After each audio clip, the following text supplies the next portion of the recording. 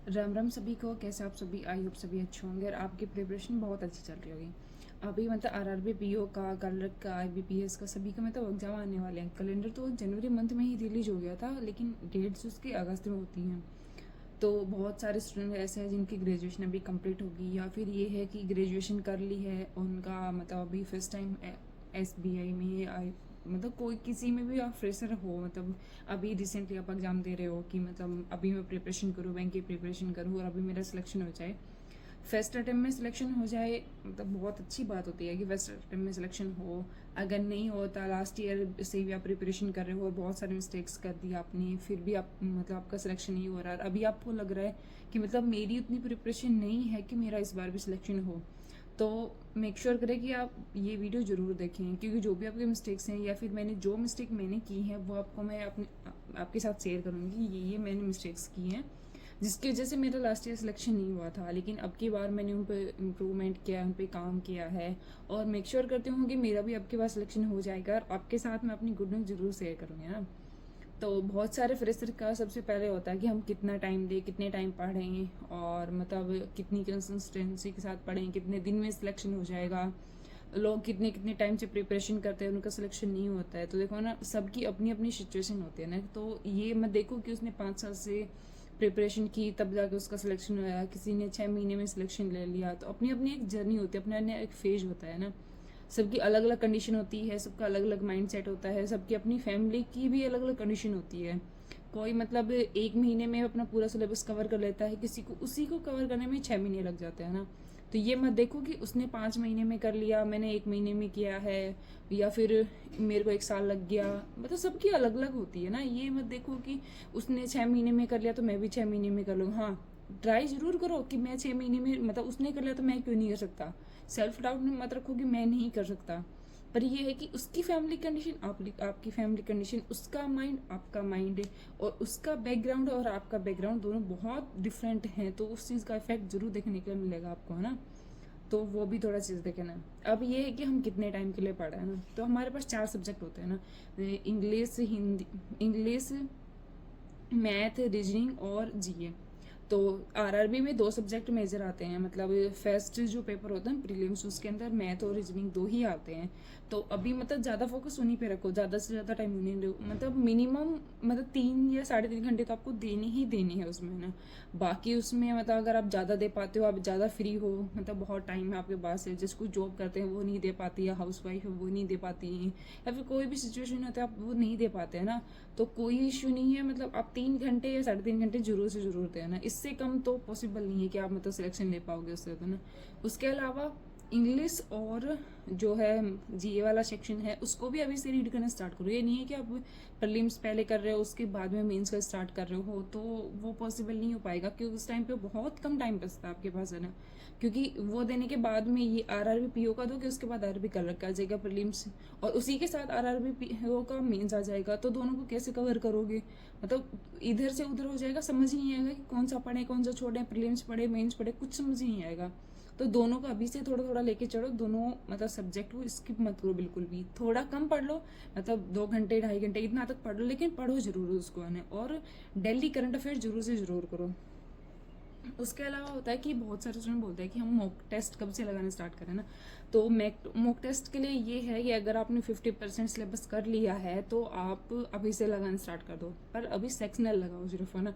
Sectional से ये हो जाएगा, थोड़ा आइडिया हो जाएगी कि हम कितना अटैम्प्ट करना है, कौन सा सेक्शन हमारा वीक है, कौन सा टॉपिक हमारा रह गया है, तो उससे थोड़ा आइडिया हो जाएगा। जब आपका 75% से प्लस हो जाएगा, उसके बाद आप फुल मॉक लगाना स्टार्ट करो। अभी पीओ का है तो पीओ का लगाओ, और मेक श्योर पीओ वाले ही लगाओ, कलर वाले नहीं लगाओ। अगर आपको कलर का लगाना है तो जो लाइव मॉक आते हैं ना उन्हीं को लगाओ, है ना। उससे थोड़ा आइडिया हो जाएगा कि हम कहाँ हमारी परसेंटाइल आ रही है, क्या हम क्वेश्चन, मतलब जो प्रेशर है वो अटेम्प्ट मतलब हैंडल कर पाते हैं नहीं कर पाते हैं। क्योंकि एग्जाम के टाइम का प्रेशर और जो हम नॉर्मल पेपर देते हैं ना उसका प्रेशर बहुत डिफरेंट होता है। तो वो चीज़ को भी थोड़ा देखा ना। उसके अलावा होता है कि हम मतलब भाई सब्जेक्ट, अब जो जैसे मैथ का सब्जेक्ट है उसमें मतलब एक टॉपिक के कितने क्वेश्चन सोल्व करें, है ना। तो सबका अपना अपना होता है, कोई वीक होता है उसको ज़्यादा अटेम्प्ट करने होते हैं, कोई मतलब इंटेलिजेंट होता है, प्रो इंटेलिजेंट भी होते हैं बहुत सारे स्टूडेंट्स हैं ना। मैं तो भाई एवरेज में, ऐसा नहीं बोलती कि मैं बहुत इंटेलिजेंट हूँ ना, मैं बहुत मतलब ऐसा मेरे को बहुत मेहनत करनी पड़ती है हर टॉपिक के लिए, है ना। मैथ वाले के लिए बोल सकती हूँ कि मेरा मैथ से बैकग्राउंड है तो मुझे मैथ के लिए इतना नहीं करना पड़ता, बाकी सभी सब्जेक्ट के लिए जैसे इंग्लिश है और सीए वाले में मुझे बहुत बार रिवीजन करना पड़ता है तब मुझे याद होते हैं ना। तो उसको मतलब 500-600 के अप्रोक्स आपको क्वेश्चंस करके ही देखने पड़े। अगर आप मैथ का लेके चलो तो जैसे मैथ का एक टॉपिक उठाया, इसके 500-600 क्वेश्चन आपको लगाने ही पड़ेंगे, तब जाके आपका मैथ वाला वो टॉपिक कवर होगा। उसके अलावा पहले जो क्वेश्चन है मतलब 200-300 के अप्रोक्स क्वेश्चन हैं वो आपको करने हैं टाइमर, विदाउट टाइमर करने हैं ना, कि आपको समझना है उसको कैसे क्वेश्चन होते हैं, कैसे उनको अटेम्प्ट करना है, किस में ट्रिक लगानी है, किस में बेसिक से करना है। क्योंकि बहुत सारे क्वेश्चन है जो ट्रिक से बन जाते हैं, बहुत शॉर्टकट ट्रिक से बन जाते हैं, कुछ कुछ तो ऑप्शन से ही भी बन जाते हैं ना। और बहुत सारे क्वेश्चन होते हैं जो ट्रिक से नहीं बनते हैं ना, जैसे मेंस वाले बहुत सारे क्वेश्चन है ना, मतलब जैसे परसेंटेज से या फिर मतलब ट्रेन एंड बॉटम स्ट्रीम से, मतलब ऐसे मिक्स होके क्वेश्चन आते हैं उसमें, है ना। तो वो आपको बेसिक से ही बनेंगे, ये नहीं उसमें आप ट्रिक लगा के कुछ भी करो, वो बिल्कुल भी ट्रिक से नहीं बनेंगे। उसमें काफ़ी ऑप्शन से भी करने होते हैं, हमें ऑप्शन देख के भी करने पड़ते हैं, ट्रिक से भी और विदाउट ट्रिक भी, मतलब हर चीज़ आपको परफेक्टली आनी चाहिए। ट्रिक नहीं आती तो भी काम चल जाएगा, लेकिन है ना आपको बेसिक नहीं आता तो बिल्कुल भी काम नहीं चलेगा आपको, है ना। वो चीज़ तो आनी ही आनी चाहिए आपको, है ना। और उसके बाद जैसे ही आपको मतलब 300-350 क्वेश्चन हो जाएंगे, उसके बाद थोड़ा आपको सब कुछ समझ में आने लग जाएगा। उसके बाद करो टाइमर के साथ, क्योंकि हम बैंकिंग में ये होता है टाइम का सबसे मतलब ज़्यादा इफेक्ट दिखता है। बहुत सारे स्टूडेंट है टाइम को देख के ना बहुत पैनिक हो जाते हैं कि यार मतलब ये तो इतना टाइम ले गया, मैं कैसे अटेम्प्ट करूँ, कैसे क्या करूँ ना। तो उसके लिए आपको करना है कि जब आप पेपर मतलब क्वेश्चन लगाओ ना, तो टाइमर के साथ मतलब उसको 30 सेकंड में करना, टाइमर लगा 30 सेकंड में क्वेश्चन होता है नहीं होता है उसको ट्राई करो। उसके बाद जब मतलब नहीं हो रहा है बहुत अच्छी बात है, अगर नहीं हो रहा है तो उसको अटेम्प्ट करके देखो, दोबारा से टाइमर के साथ करो उसको, कि मतलब मैंने क्या मिस्टेक की इस वजह से टाइमर के साथ नहीं हुआ क्वेश्चंस मेरा। और थोड़ी सी ये है ना एक चीज़ रखनी होती है हमें, है ना, कि मतलब बहुत सारे स्टूडेंट है मतलब 10 दिन बहुत अच्छे से पढ़ेंगे, मतलब 10-10, 12-12, 15-15 भी घंटे पढ़ेंगे, उसके बाद क्या करेंगे 5-7 दिन बीच में स्किप कर देंगे कि यार मैंने इतने दिन पढ़ाई के लिए थोड़ा सा रेस्ट कर लेते हैं, या फिर मतलब कोई मूवी देख लेते हैं, या कहीं घूम के आ जाते हैं दोस्तों के साथ है। तो बैंकिंग में ऐसा बिल्कुल भी पॉसिबल नहीं। अगर आपको पढ़ाई करनी है ना, चाहे 2 महीने ही करो, आप कंसिस्टेंसी के साथ करनी है आपको, एक दिन भी स्किप नहीं करना है कि हाँ भाई आज मैं वो, हाँ ज़्यादा ही अगर कुछ सिचुएशन हो जाती है तो स्किप कर सकते हो, पर उसमें भी थोड़ा मतलब ये करो कि मतलब थोड़ा बहुत 2-3 घंटे, 4 घंटे, 5 घंटे आप पढ़ने का ट्राई करो। अभी ये नहीं है कि मतलब अब पहले तो 10-15 घंटे पढ़ाई की उस और 3 से 4 दिन बीच में आपने पढ़ाई छोड़ दी, उसके बाद जब आप पढ़ने बैठोगे ना आपको इतना लगेगा यार पढ़ाई नहीं हो रही, कुछ भी याद नहीं है, कुछ समझ ही नहीं आ रहा, तो ऐसी सिचुएशन हो जाती है। तो आपने इस पहले जो पढ़ाई की थी, जो मेहनत की ना, सब वेस्ट हो जाएगी। तो अभी से कंसिस्टेंसी के साथ, अभी आप अगर 5 घंटे पढ़ रहे हो तो 5 घंटे के साथ ही पढ़ो, लेकिन ये नहीं कि स्किप कर दिया आपने, बिल्कुल भी स्किप नहीं करनी है वो चीज़। उसके अलावा ये है कि मतलब कब से स्टार्ट करें प्रीलिम्स का, कब से प्रीलिम्स स्टार्ट करें या फिर कब से प्रिपरेशन स्टार्ट करें, कब से मेंस का स्टार्ट करें, सबके अपने अपने डाउट्स होते हैं। प्रीलिम्स का ये है अभी मतलब बहुत लेट तो हो गया है, बट कभी कोई वो नहीं है कि आप अगर अभी प्रिपरेशन करना स्टार्ट करोगे आपका सिलेक्शन नहीं हो सकते हैं। बहुत सारे स्टूडेंट का बेसिक बहुत क्लियर होता है, अगर आप मतलब अभी से भी स्टार्ट करोगे ना तो भी आपका सिलेक्शन हो जाएगा। प्रीलिम्स और मेक श्योर ही हो जाएगा। और एक बार जब प्रीलिम्स होना स्टार्ट हो जाते हैं ना तो आपको बहुत वो मतलब मोटिवेशन फील होता है कि हाँ मैं प्रीलिम्स कर रहा हूँ तो मेंस भी मैं कर ही सकता हूँ।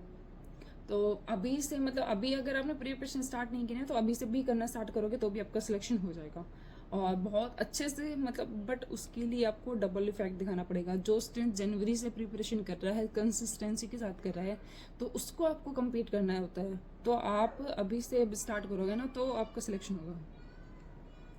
उसके अलावा ना बहुत सारे स्टूडेंट्स ये करते हैं ना कि बहुत सारे सोर्स से या फिर मॉक टेस्ट ले लेते हैं या मतलब बुक्स मंगवा लेते हैं या फिर अलग अलग टीचर से पढ़ते हैं कि मैंने ये इस टीचर्स का भी बेसिक फाउंडेशन कर लिया, इसका भी फाउंडेशन कर लिया। बहुत सारे स्टूडेंट है ना अलग अलग टीचर से भी फाउंडेशन कर लेते हैं और मतलब पढ़ते रहते हैं कि इससे भी मैंने अच्छा है, ये भी टीचर अच्छा है तो उससे भी पढ़ लो, उसकी भी बुक सोल्व कर लो। एक बुक सोल्व करना एक अलग चीज़ होती है। अगर आपने किसी टीचर की बुक परचेज की है तो दूसरे की कर लो, कोई दिक्कत नहीं होती उसके अंदर ना।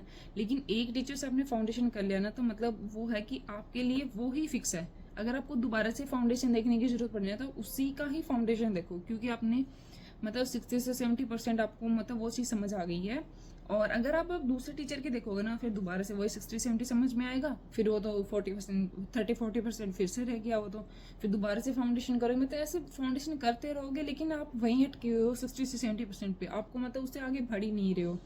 तो जितने कम सोर्स होंगे ना उतना ही ज़्यादा आप, उसके अलावा मतलब हर टॉपिक को आप अगर मान लो कि आपने बहुत सारे टॉपिक्स कर लिए हैं तो उसको दोबारा से रिवीजन करना ज़रूरी है कि मतलब इस टॉपिक को मैंने फाउंडेशन में कर लिया है, उसके मतलब क्वेश्चंस करने हैं। और दूसरा, अगर आपने मॉक में वो क्वेश्चन देखा है तो आपको समझ में आना चाहिए कि मैंने ये क्वेश्चन लगाया था और उसको मैंने ऐसा अटैम्प्ट किया था और इस विद इन टाइम हो गया था ये क्वेश्चन है मेरा। और उसके अलावा क्वेश्चन से जब आप प्रिपरेशन करना स्टार्ट करते हो कि भाई मैंने मतलब 500 क्वेश्चन लगा लिए, 600 क्वेश्चन लगा लिए, और मतलब मैंने बताया था कि आपको इतने क्वेश्चन आपको करने ही है, लेकिन आपको लग रहा है कि मेरी प्रिपरेशन अच्छे से नहीं हो रही है और इतने क्वेश्चंस में मेरा नहीं बन रहा है, तो उसकी कोई लिमिट बाउंडेशन नहीं है। आप 1000 करो, 2000 करो, 5000 करो, कितने भी क्वेश्चन कर सकते हो जब तक आपको वो चीज़ समझ नहीं आती या फिर अच्छे से कवर नहीं हो जाती है। ये करते हैं कि मैंने तो 500 क्वेश्चन कर लिए, अब तो मेरे को ये आ ही जाएगा। जरूरी नहीं है कि आपको 500 में आएगा, आपको क्या पता 1000 में आ रहा हो। मतलब लिमिट बना लेना ये एक वो नहीं है कि मैंने मिनिमम लिमिट बताई है कि इतने क्वेश्चंस तो आपको करने ही है। एक प्रो लेवल का बच्चा है वो 500 क्वेश्चंस में मतलब सारे अपने बेसिक कर लेगा, सब कुछ कर लेगा, लेकिन एक वही है एवरेज स्टूडेंट, उसको 1000 क्वेश्चन करने पड़ेंगे और उनको भी दोबारा से रिविजन करना पड़ेगा, जब जाके उसे वो चीज़ समझ में आएगी, है ना। तो अपने क्वेश्चंस की लिमिट बाउंडेशन नहीं रखनी है आपको ना। और उसके अलावा देखो ना, बहुत सारे स्टूडेंट को होता है, मतलब जैसे लास्ट ईयर मेरा सिलेक्शन नहीं हुआ तो मुझे डाउट हो गया कि यार मेरा सिलेक्शन होगा भी नहीं होगा, मेरी प्रिपरेशन मतलब मैं कर रही हूँ वो अच्छी है या नहीं है, और मतलब बहुत सारे डाउट्स आने लग जाते हैं। तो सेल्फ डाउट नहीं करना है, सेल्फ एनालिसिस करना है कि मैंने क्या मिस्टेक्स की इस वजह से मेरा सिलेक्शन रह गया, मैं क्या इम्प्रूवमेंट करूँ या फिर मुझे क्या ऐड ऑन करना है। तो वो चीज़ें देखनी है कि मैंने ये देखा था कि मैंने प्रैक्टिस कम की या फिर मैंने क्लासेस कम देखी या मेरा फाउंडेशन वीक है या फिर मैंने मॉक कम लगाए हैं या फिर एनालिसिस कम किया है। तो वो सब चीज़ें हमें देखनी पड़ती हैं कि हमें एनालिसिस करना, नहीं कि सेल्फ डाउट नहीं है। सेल्फ डाउट बिल्कुल भी नहीं करना है, सिलेक्शन आप श्योर लेंगे। अगर आपने सेल्फ एनालिसिस कर लिया ना तो सिलेक्शन को कोई भी नहीं रोक सकता। अगर आपको कोई ये बोलता है ना कि सिलेक्शन नहीं हो सकता, उसको तो ये बोलो कि अगर मैंने सिलेक्शन ले लिया तो क्या करोगे। मतलब अपने आप को मतलब इस तरह रखो दूसरों के सामने कि हाँ मेरे अंदर कोई डाउट नहीं है, मुझे सिलेक्शन लेना ही है। और सिलेक्शन लेने के लिए सेल्फ एनालिसिस करना जरूरी है कि मेरा कौन सा सेक्शन वीक है, कौन सा स्ट्रॉन्ग है, कौन से को कितना टाइम देना है, कौन से के कितने क्वेश्चंस करने हैं, कितने हमें मॉक लगाने, कितनी हमें प्रैक्टिस करनी है। फाउंडेशन किस टीचर का देखना एक ही टीचर का, और उसी को कितनी बार देखना है। और बहुत सारे ऐसे स्टूडेंट्स होती हैं जो हाउसवाइफ होती हैं, उनके ये सिचुएशन होती है कि हम कैसे पढ़ें, बहुत सारा वर्कलोड होता है, देखो है ना।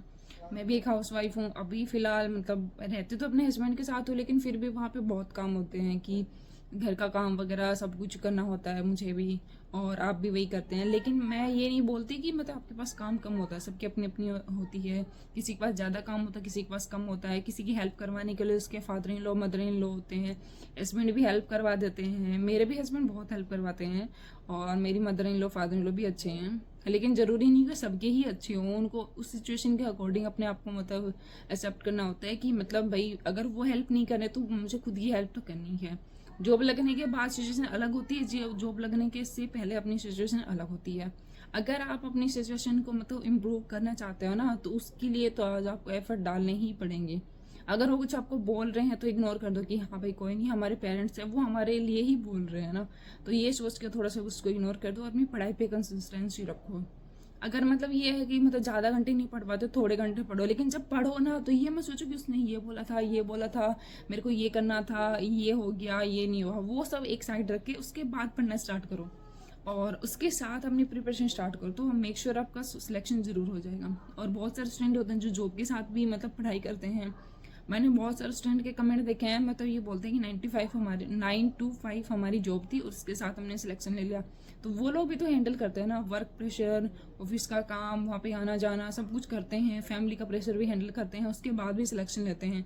तो उनसे हमें मतलब सीखना चाहिए कि वो कैसे वो चीज़ हैंडल करते हैं, मतलब जॉब भी करते हैं, फैमिली का भी देखते हैं और उसके बाद भी वो मतलब सिलेक्शन ले लेते हैं। तो ये नहीं है कि हमें नेगेटिव पॉइंट नहीं देखना है कि मतलब ये नेगेटिव पॉइंट है और इसमें हमारा सिलेक्शन नहीं हो रहा, फैमिली सिचुएशन है इस वजह से सिलेक्शन नहीं हो रहा। अगर आप सिलेक्शन सच में चाहते हैं ना तो इन सबको अवॉइड करके ही चलना पड़ेगा। आज के दिन कोई भी ऐसा नहीं है कि जिनके मतलब कोई सिचुएशन है नहीं, सबके कोई ना कोई सिचुएशन होती ही है बस उसको आपको हैंडल करना आना चाहिए।